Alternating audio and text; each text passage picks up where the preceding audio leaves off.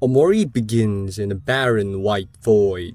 The room is devoid of any color, only sparsely decorated with seemingly random and mundane objects. There is not much you can really do in the white space, so you leave the room to enter what's called the headspace. The tone of the game shifts completely as you enter a vibrant and dreamlike world inhabited by lively characters. This part of the game feels a lot similar to Undertale, as you go on quests to collect photographs, play hide and seek, and even just saving your games at picnics. You sort of perceive this game as an oddly wholesome game, sort of like Undertale.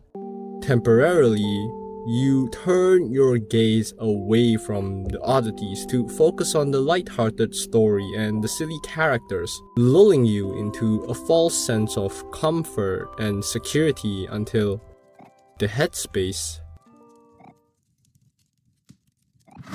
is stripped of its color, once again revealing this barren white void. Only accompanied by the sound of your heartbeat, you once again find yourself in the white space. The atmosphere is tense and you are unable to find an exit or do anything else for that matter. You are then prompted to use the knife and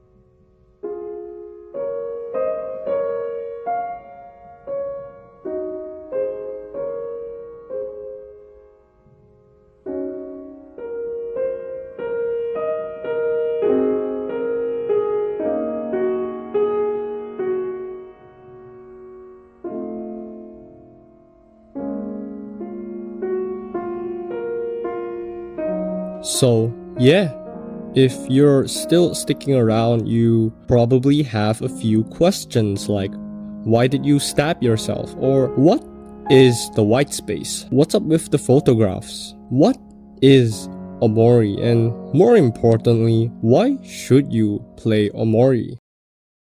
Okay, what is Omori? In order to answer that, I went to the Omori wiki, copied a whole ass paragraph, and pasted it into my script because I am bad at explaining things.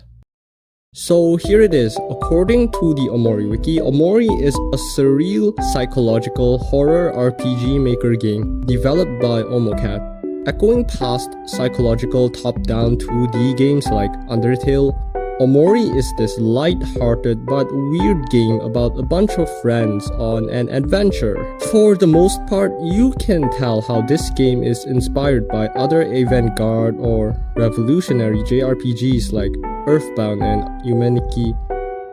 Just from the visuals alone, you can see the similarities between Omori and these two games. As you probably already noticed, the game looks absolutely amazing. Its art direction combines pixel art and hand-drawn art, making its world as stunning as it is charming. Often using hand-drawn illustrations along with simplistic aesthetics, the game provides a contrast between illusion and reality, occasionally blurring the lines between them. From the bright and vibrant suburban landscapes to the pastel and surreal abstract environments, Omori constantly shifts between light-hearted adventure to downright bizarre sequences. This contrast not only creates visual intrigue, but also emphasizes this theme of illusion and reality. As by day you play as Sunny, grounded in the reality of faraway town, and by night you dive into the dreamlike headspace as Omori. And, yeah, I am pretty sure that is the whole introduction from the wiki. So, to give a basic overview, Omori is just a more mature and modern version of Undertale. Or at least that's what I would say. Also, I don't really know where to fit this part in, so I'm just gonna say it here. there are two main characters. One of them is the real main character who you play as in Faraway Town. I am going to refer to him as Sunny because it is the default name given to you in the name entry screen, while Omori is the dream version or past version of Sunny that you play as in the headspace. Both of them sort of have the same relationship as Nier and the Shadow Lord. Both the same person yet play as different characters. Hopefully you get that reference, because if you don't, it's probably gonna be very complicated and confusing. Now that we got all that boring shit out of the way, it's finally time to talk about what I've been wanting to talk about. Why you should play Omori. If you were to ask me what the main selling point of Omori is, I would probably say it is the story. The story of the game isn't all that grand or as spectacular as things like Final Fantasy VII Remake or Nier Automata, but the way this game tells its story, however, is just as unique. Let me tell you why. Omori gives minor story beats through a framed picture in the first room. Omori is the type of game that would give details and clues about a characters in its jump scares. As you can probably tell, Omori has a very interactive approach to its narrative. Probably the most interactive when it comes to these 2D RPG types of games. It has the gameplay of a traditional turn-based RPG, but while experiencing the story like an adventure game or a visual novel. It uses descriptive language and sometimes ambiguous dialogue along with gameplay mechanics, telling a story through visual indication rather than direct exposition. Heck, even random items provides a lot of personality to its characters and world. The turn-based combat, however, plays a more central role, as most of the time it is used as a set piece for building conflicts, while the other gameplay elements like the photographs or the random alphabets that you use to play this weird hangman thing are treated as clues in unraveling some kind of grand mystery. All of this perfectly puts you in the main character's shoes, creating a deeply engaging experience that, in my opinion, is solely exclusive to stories told through video games. It's a little hard to explain it in words, so allow me to give you an example. Consider the white space. The room is dull and dreary. The items in the room are, well, abnormal to say the least.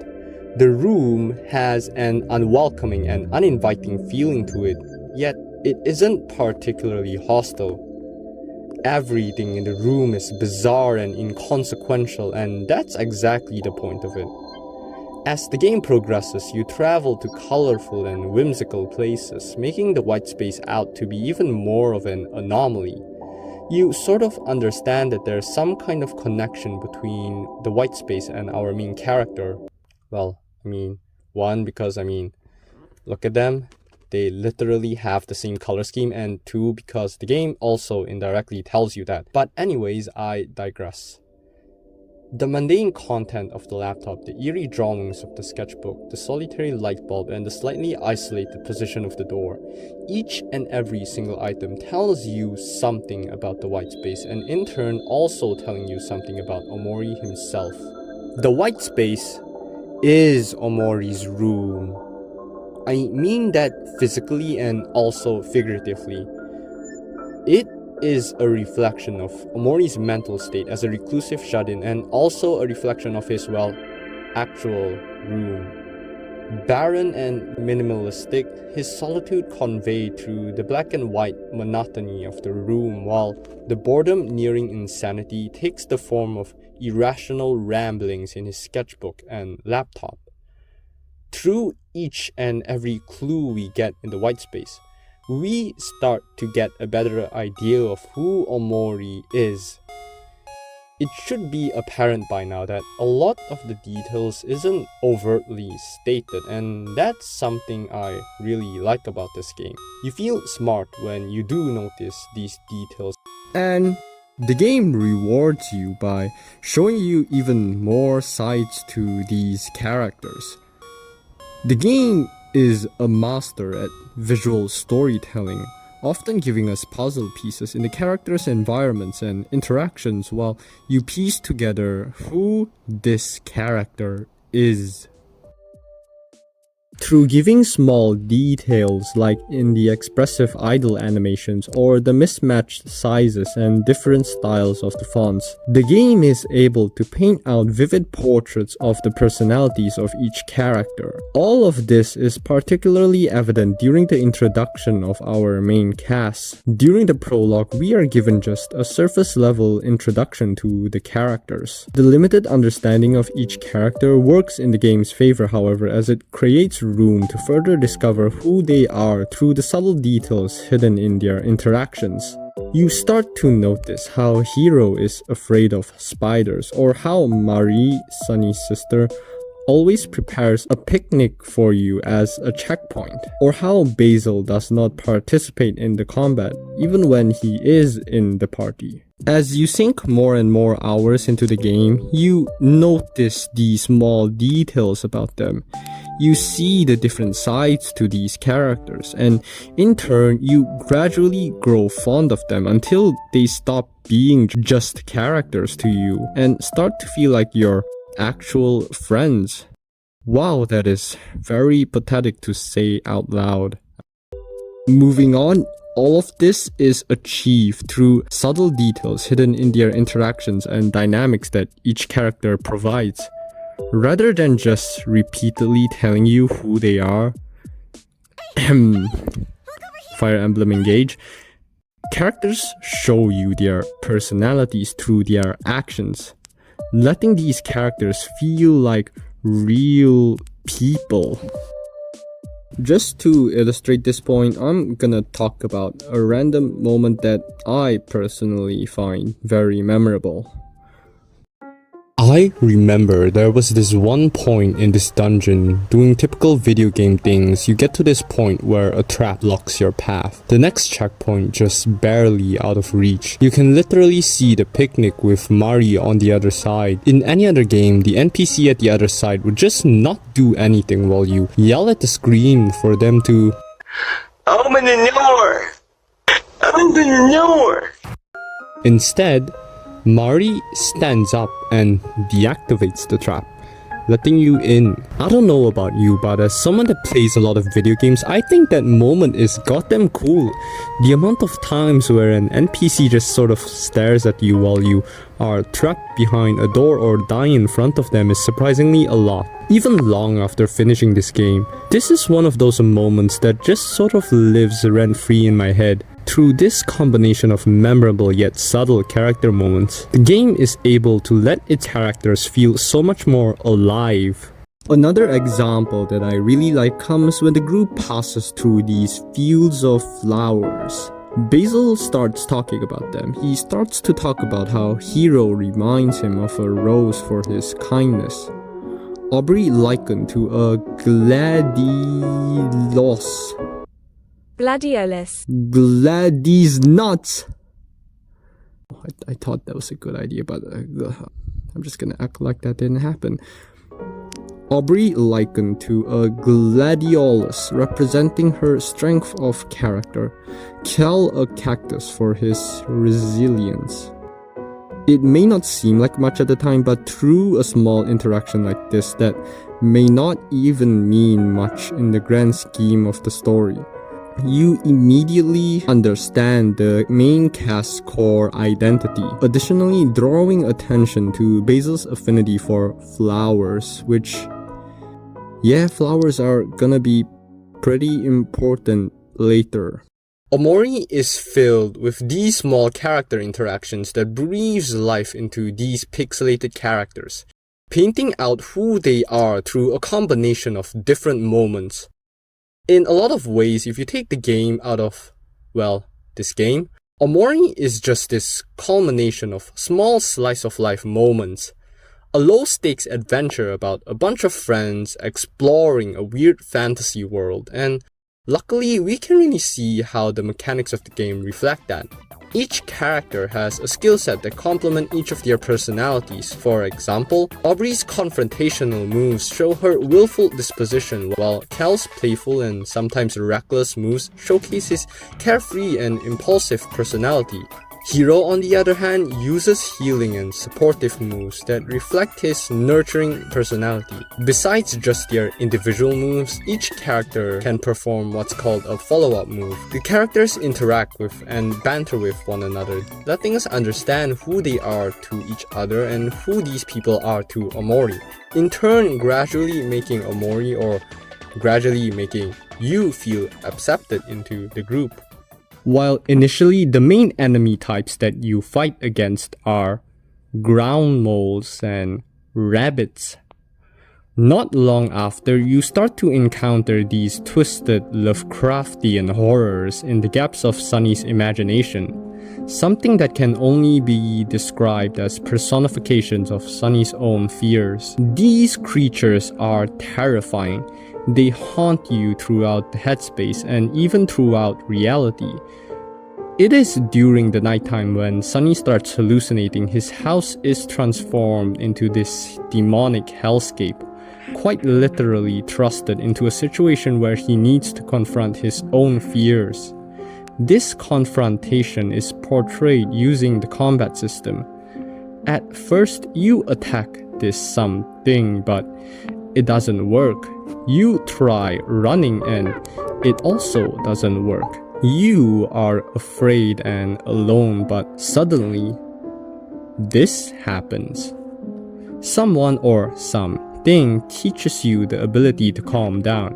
You use this ability and immediately after the hallucination ends, Sunny's house is back to normal. As you can see, the combat mechanic serves as a narrative device. It both displays the characters' personalities while at the same time providing a catalyst for progressing the story.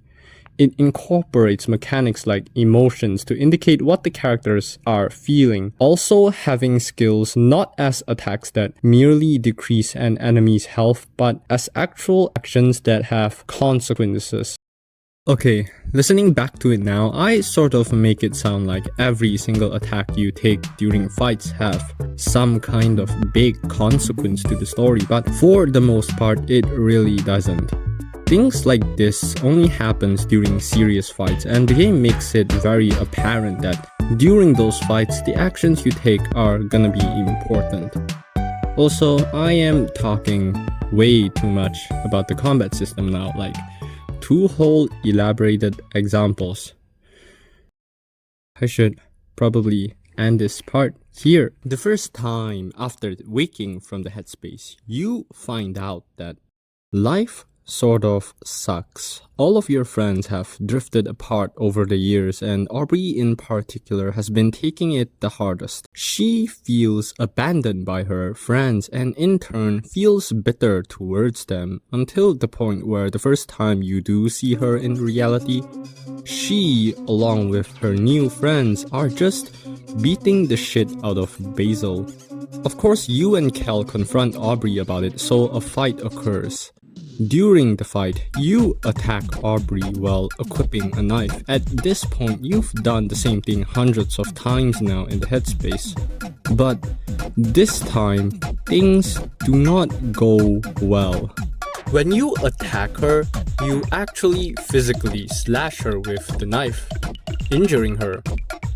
Everyone freaks out and thinks you're some kind of knife-wielding, glue-snorting school shooter, and honestly, you sort of are.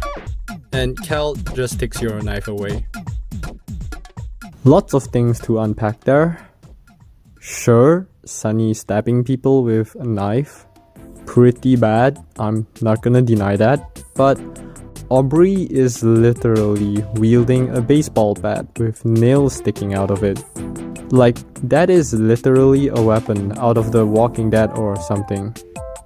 But video game logic aside, it's really cool how instead of having the result of the fight be totally unrelated to the story, the actions you take during the combat have a direct effect on the story. Building the confrontation with the combat mechanic as a stage. letting the game mechanics and the narrative complement each other. By now, you can probably see a lot of the game's charm comes from the way it utilizes each of its aspects, like, the combat mechanic, the very thing that I have been talking about for the past 5 minutes and 20 seconds. But what about the other aspects, you may wonder? What about everything outside of the main gameplay loop? Which perfectly brings me to my next segment, the vibes.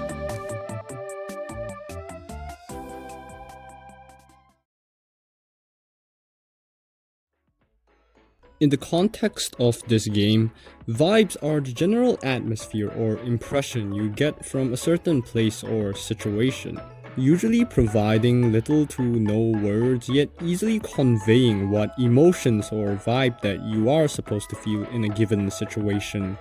The game is particularly incredible at creating these comfy and tranquil sequences, especially throughout the headspace, where you get these moments to just sort of chill and hang out with the rest of the gang. From watching movies at a weird fantasy castle to fishing beside a snowy forest, these moments just feel nice and heartwarming. There are two main factors that make these moments work so well. The first is the location.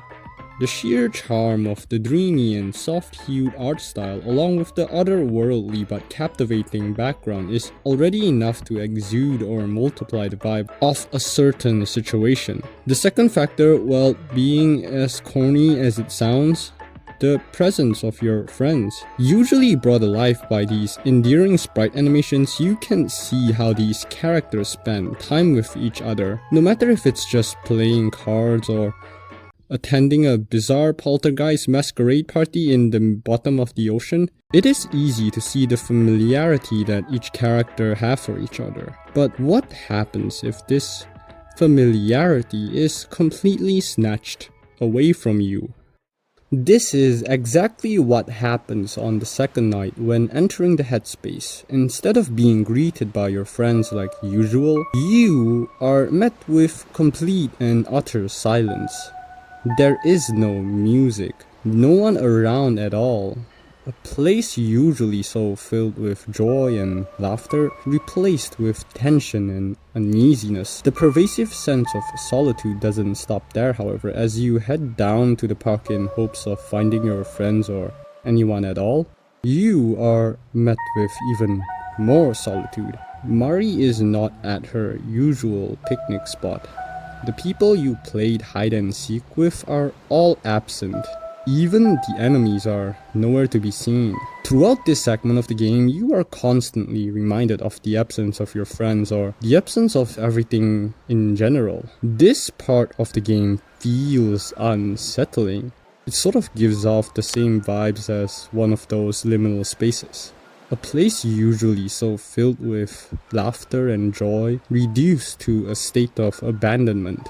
To further drive home this feeling even more, if you interact with the mirror in the middle of the playground, you get this uncanny minigame where you play hide and seek with yourself as a direct contrast towards the prologue of the game. It's a little petty in a way because it is as if the game is trying to taunt you like, haha, your friends are gone and you're lonely and pathetic. This entire sequence works by letting you feel used to the welcoming atmosphere and then, while you let your guard down, removing that familiarity. This effect is achieved by simply taking away your friends, effectively creating an atmosphere of solitude and fear. The game is terrifyingly amazing at conveying through situations and scenarios to the point where even small details end up having pretty big roles to play. One of the ways the game does this is through its music. You don't need to be an expert in music to figure out that music is an important element to this game. Some of the characters have a deep connection to music. Sunny and Mari, for example, plays the violin and the piano respectively. So you'd probably think that this game has jaw-dropping orchestral masterpieces as its soundtrack, right?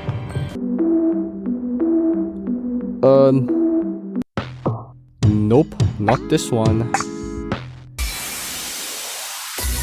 Yeah! This one sounds pretty good! Woo!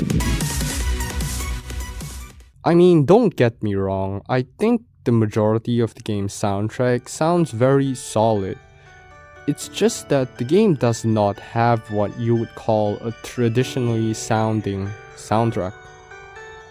But what I think to be much more noteworthy is the way the game utilizes its soundtrack to set the right tone and atmosphere for certain situations.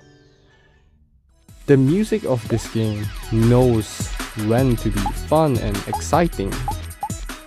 It knows when to mellow out its tone for more delicate situations. It knows when to use silence while highlighting its ambience. Throughout this entire video, I have only used Omori's original soundtrack. Well, minus the Clair de Lune, but that's for, dramatic purposes. But this should show how accommodating and how wide of an emotional spectrum that the soundtrack does cover. It has music that can make your skin crawl, while there are also some melodies that can push you to the brink of tears. And of course, there are also some that are just there to be goofy. But besides how the soundtrack sounds, another thing that I find to be pretty cool is the details surrounding the titles or the soundtracks themselves. Like how Omori is a gut-wrenching theme with the violin as the sole instrument. Or how Marie's theme is always played at picnics. Or maybe how the white space is just a bunch of beeps and boops that are strung together in a coherent melody. Or maybe even just the titles themselves being major foreshadowing for later. The clever use of music helps establishes Omori's unique atmosphere, blending lighthearted adventure with horror. But the game's ability to shift tones isn't just limited to its soundtrack. It basically extends to everything else as well. One moment you're talking about pet rocks and the next you're facing suicidal thoughts, depression, and childhood trauma. Therefore, in order to illustrate how random and shifty the vibe of this game gets, I'm gonna tell you about the weird things that can or cannot happen during a playthrough of this game. Also, I am completely aware that the WTF values are a thing. It is overly complicated and I feel it is unnecessary to explain it here, so I choose to ignore it. What was I talking about again? Ah, yes, weird person ramblings. First on the list, you get to fight Earth as an optional boss fight. You also get to fight the rogue planet Pluto, where he teaches Cal how to flex his muscles. You get eaten and spat out by a whale named Humphrey. You get to fight a recycling bin called. Oh, and have I mentioned you get to fight the rogue planet Pluto again? Okay, aside from the shock factor, you may think to yourself, how does a horror game have so much downright silly and goofy moments? And you'd probably be right to think that. All the things that I just mentioned does not feel like the same game where you just stabbed yourself in. Sometimes it is easy to forget that this is a horror game. And it is at times like these when you let your guard down, the game takes full advantage of that and uses it against you. You remember when I said flowers were important? Yeah, this is it. The first time you come across the white agate orchid is at Basil's house beside his dying grandmother. You learn two things about the flower. One, this certain phrase is always mentioned beside this flower, and two, this flower is always associated with death. At the time, you don't think much of the phrase. You think that maybe it's some kind of wholesome meaning for a flower and sort of just tuck it in the back of your mind. However, as the game progresses, you continue your journey across the headspace, exploring new places, resting at Marie's picnics, finding more clues to unravel this mystery.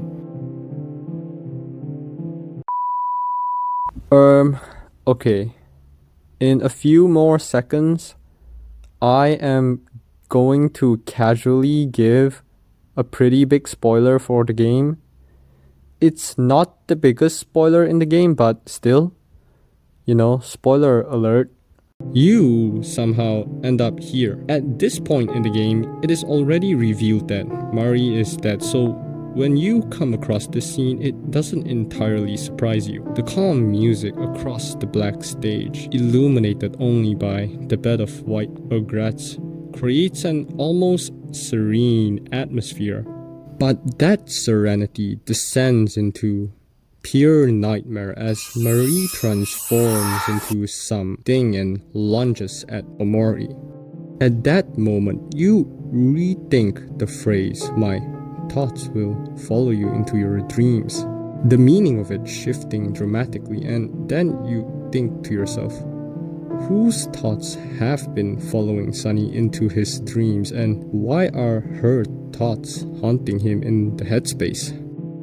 But before heading into the finale, there is one last side quest that I would want to talk about. I know it might just be me, but I think that this side quest serves as a bittersweet contrast to our prior experience with the White Egret. On the last day after tensions ease, the group reunites and you get one last chance to freely explore Faraway Town. If you choose to bring flowers to the graveyard, you're treated to an optional cutscene. There beside Marie's headstone, the White Egret orchid stands as a quiet reminder of her presence. But this time, the atmosphere isn't one of dread or sorrow. Instead, Marie's team begins to play and the gang gathers around for one final picnic, an echo of the happier times they used to share. This scene perfectly encapsulates what Omori is about. It is a game of loss, regret, and ultimately the enduring power of memory. The White Egret orchid, once a symbol of Mari's absence, now serves as a gentle reminder of her memory. The picnic scene is a poignant reflection of how far the characters have come, not just in terms of the story, but in their own emotional journeys. Despite all the praises I sing for Omori, it is not a game without flaws. It has a very slow start, taking a good 3 to 4 hours before the story starts to pick up. Besides, I also do think that the combat mechanic, while interactive and creative, does get a little repetitive over time, but Omori just isn't that kind of combat-centric turn-based RPG. So if you have even the smallest bit of interest in trying this game, please do that, because in exactly a few more seconds, I am gonna completely spoil the ending to the game. For the people who finished this game and the people who don't quite care that much, I am gonna talk about the finale of Omori. The last duet, the very moment that led me to make this video in the first place.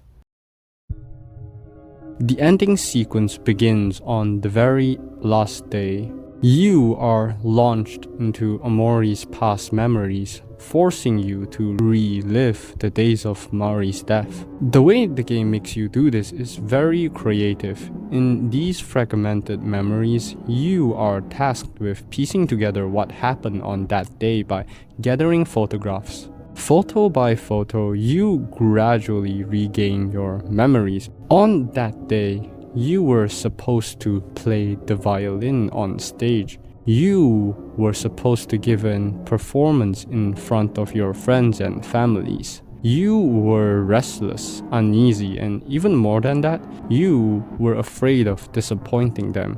You practiced day after day, yet it wasn't quite enough. Everything you did didn't quite match up to her. On that fateful day, in a moment of blind rage, a myriad of emotions flood through you. Was it jealousy, fear, or maybe even anger that led you to push her? The realization sinks in. You did it. You killed Marie. Your entire perception of this game changes. Your entire journey rendered pointless and meaningless. The bonds you have rebuilt with your friends are merely on a foundation of lies, thrusting you into this insurmountably hopeless situation. It is in this hopelessness and sorrow that Omori manifests himself, the embodiment of your regret and solitude waiting for you in the white space for the final fight. This final fight is a little different from your traditional final boss fights. This is a fight that is in way much more ways verbal than it is physical. All of this is expressed through the mechanics as Omori berates you with cold reason and the undeniable truth accompanied with heavy blow after heavy blow. Yet for each blow, you are able to heal yourself through the skills that Mari taught you, along with the encouragements from your friends. It is a harrowing situation. After all, everything that Omori says is true. All the good graces that you have received are a result of your lies and delusions. You struggle unseemly and shamefully. You persist even knowing what Omori says is essentially true. You endure with the very strength of the friends you betrayed. Even after all of that, it wasn't enough. A black screen loads and you are shown the game over scene. But this can't be the end. You choose to continue. Get back up on your feet and pick up your violin. Only with one action available to you, Sunny plays.